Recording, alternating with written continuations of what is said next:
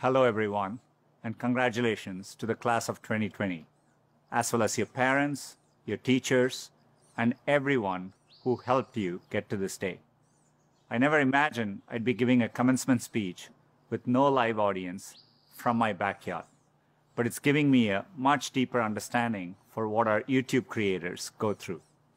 And I certainly never thought I'd be sharing a virtual stage with a former president, a first lady, a Lady Gaga, and a Queen Bee, not to mention BTS. I don't think this is the graduation ceremony any of you imagine. At a time when you should be celebrating all the knowledge you've gained, you may be grieving what you've lost. The moves you planned, the jobs you earned, and the experiences you were looking forward to. In bleak moments like these, it can be difficult to find hope. So let me skip right to the end and tell you what happens. You will prevail. That's not really the end of the speech, so don't get too excited. The reason I know you'll prevail is because so many others have done it before you. 100 years ago, the class of 1920 graduated into the end of a deadly pandemic. 50 years ago, the class of 1970 graduated in the midst of Vietnam War. And nearly 20 years ago, the class of 2001 graduated just months before 9/11. There are notable examples like this. They had to overcome new challenges, and in all cases, they prevailed. The long arc of history tells us we have every reason to be hopeful. So, be hopeful. There is an interesting trend I've noticed. It's very conventional for every generation to underestimate the potential of the following one. It's because they don't realize that the progress of one generation becomes the foundational premise for the next. And it takes a new set of people to come along and realize all the possibilities. I grew up without much access to technology. We didn't get our first telephone till I was 10. I didn't have regular access to a computer until I came to America for graduate school. Under television, when we finally got one, only had one channel.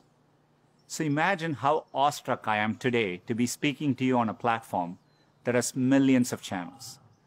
By contrast, you grew up with computers of all shapes and sizes.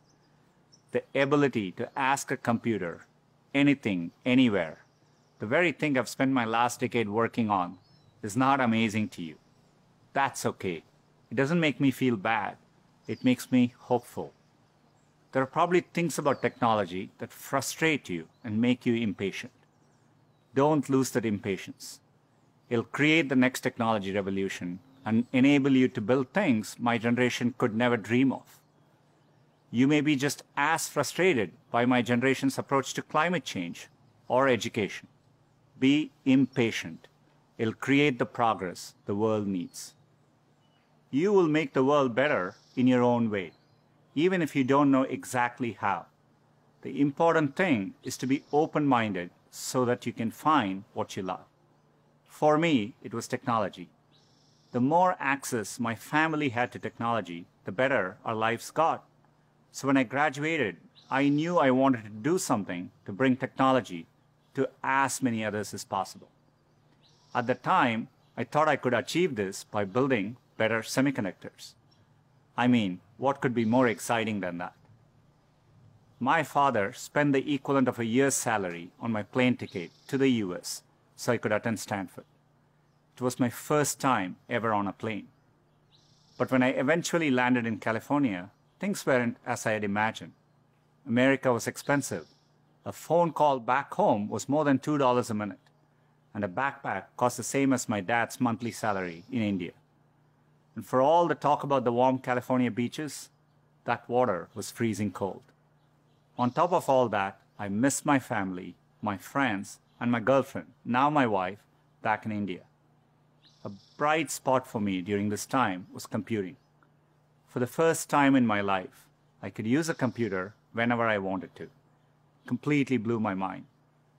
And at that same moment, the internet was literally being built all around me. The year I arrived at Stanford was the same year the browser Mosaic was released, which would popularize the World Wide Web and the internet. The summer I left was the same summer that a graduate student named Sergey Brin met a prospective engineering student named Larry Page. These two moments would profoundly shape the rest of my life. But at the time, I didn't know it. It took me a while to realize that the internet would be the single best way to make technology accessible to more people.